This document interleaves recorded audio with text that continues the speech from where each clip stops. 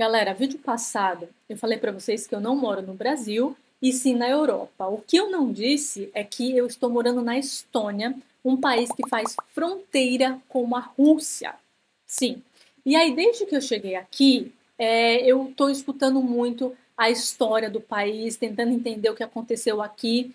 E claro que a história da Estônia tem conexão com o comunismo da antiga União Soviética.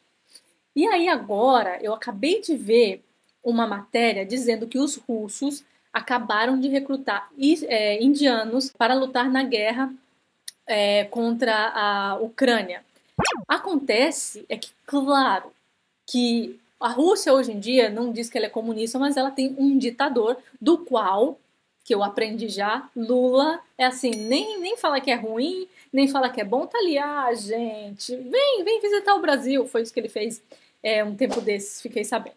Mesmo não sendo comunismo no país, que hoje ninguém sabe exatamente o que é, o ditador ainda joga com as regras do comunismo. O que eu quero dizer com isso?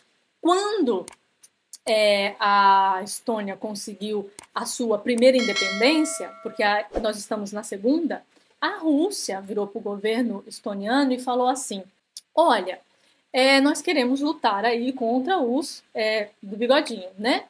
E nós precisamos montar a nossa linha de frente. Nós queremos passar pelo país de vocês para atacar os caras lá e blá blá blá. Vocês permitem?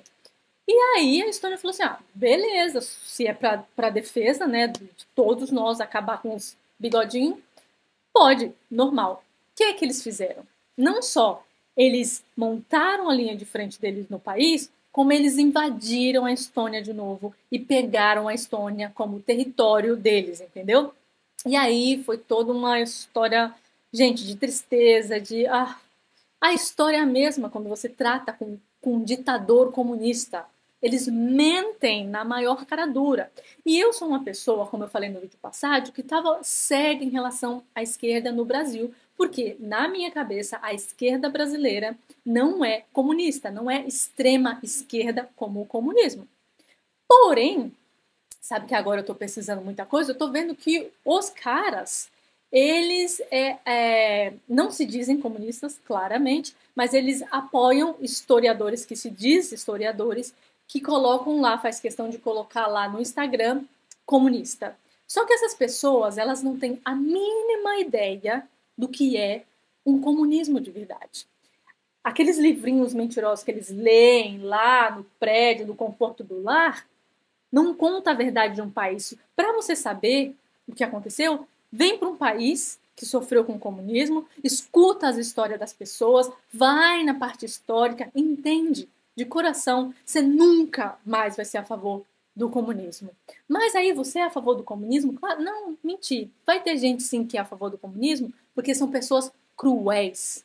Pessoas que só querem poder e não estão nem aí, para as pessoas se você apoia o comunismo. Você não sabe, ou você é burro, ou você gosta do poder, porque no comunismo é assim, eu quero estar na parte de cima, na parte que comanda, na parte que ganha dinheiro. Na parte de baixo eu não quero ter, não. Por isso que eu sou a favor do comunismo, só se eu estiver na parte alta. Na parte de baixa, não, muito obrigado, que aí eu vou sofrer demais, entendeu? Tô contando essa história, gente, da Estônia com a Rússia, e como eles mentem, porque foi exatamente isso que eles fizeram com os indianos agora. E eu quero mostrar essa matéria para vocês, que eu acabei de achar aqui na internet, inclusive saiu hoje, tá? Vamos lá.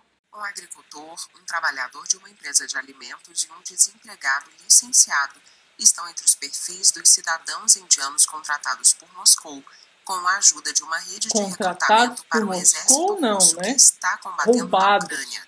Mais de 2 anos após o início da invasão russa à antiga República Soviética vizinha, milhares de soldados russos morreram na Ucrânia e Moscou busca mais combatentes ao redor do mundo. Um tradutor indiano que trabalha em um centro de recrutamento militar em Moscou relatou a jornalistas da AFP em Nova Delhi que sua agência faz parte de uma rede com escritórios em toda a Rússia. Alguns familiares de indianos recrutados relataram que foram prometidas funções que não envolviam combate, mas eles foram treinados para usar fuzis Kalashnikov antes de serem enviados para a Ucrânia. Eles fizeram um acordo sem saber, não tem nenhum conhecimento da língua russa nem do que se passava lá. Os agentes pediram a assinatura e 3 pessoas assinaram esse acordo.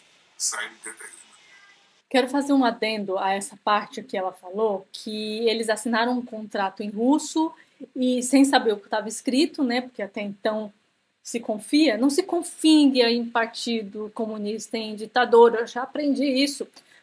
Meu sogro, ele foi recrutado para o exército russo na época que a União Soviética estava aqui, para ir para algum lugar. E simplesmente falaram assim, você vai.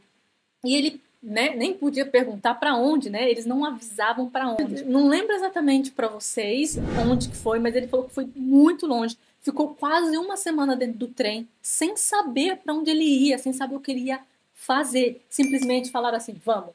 Os caras são assim. E ainda mais se eles querem alguém. É óbvio que eles vão mentir, gente.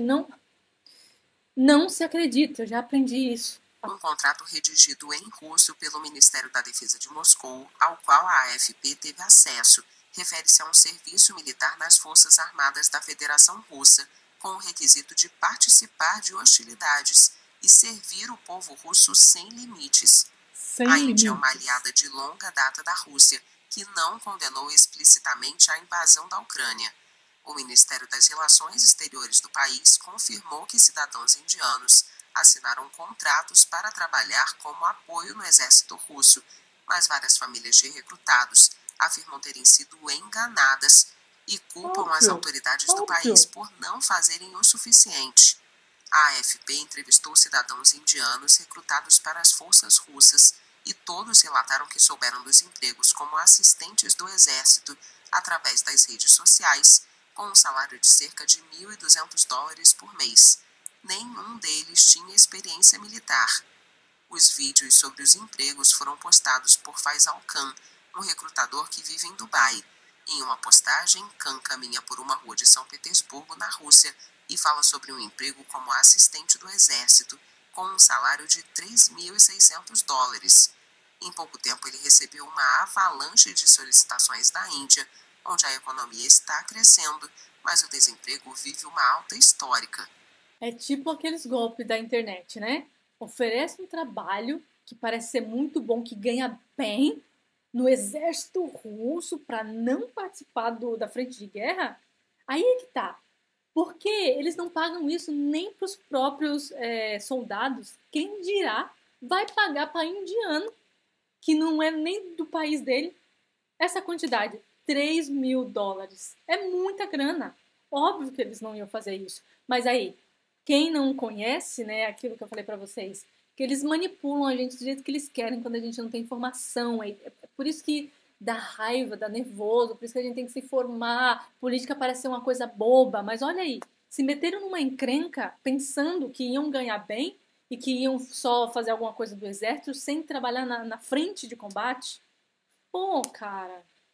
Tive a impressão de que seria um treinamento básico com foco em medidas preventivas e tarefas apropriadas, mas quando os recrutas receberam armas, fiquei surpreso. Interrompemos nosso envolvimento no processo de recrutamento. As coisas pioraram quando começaram a enviar os indivíduos de acampamento em acampamento, transferindo-os para o fronte.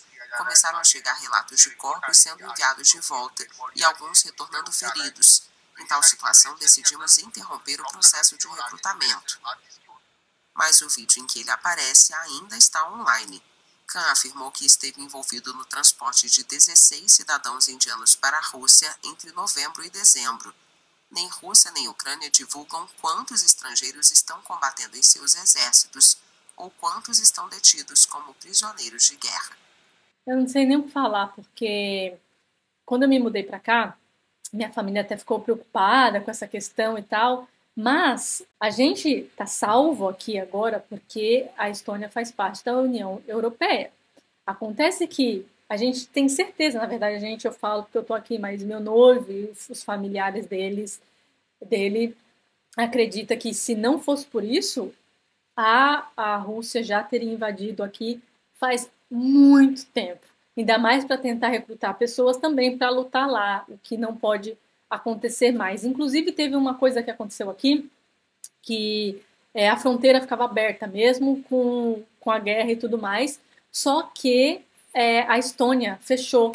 Fechou assim, tem mais segurança, porque na época você podia passar, isso foi no final do ano passado, eu acho, no começo desse ano, não lembro, que os carros poderiam atravessar a fronteira. Acontece que algumas pessoas russas, porque aqui tem muito russo, tá, gente? Estavam ajudando o Putin com algum tipo de serviço, e aí a Estônia descobriu, e aí fechou a fronteira agora, só passa quem é autorizado. Na verdade, acho que não está passando ninguém, nem é autorizado, porque estava passando de lá para cá, vamos supor, estoniano, que foi fazer alguma entrega do lado de lá, aí eles deixaram voltar, mas, tipo assim, ninguém mais atravessa. Mas isso depois de 2 anos, tá? Com 2 anos de guerra, e foram fechar agora, porque descobriram isso, porque até então não é permitido. Mas, gente, é uma tristeza isso. Tristeza, eu sei que tem um monte de guerra que as pessoas não sabem, que as pessoas não comentam, mas todas elas são horríveis.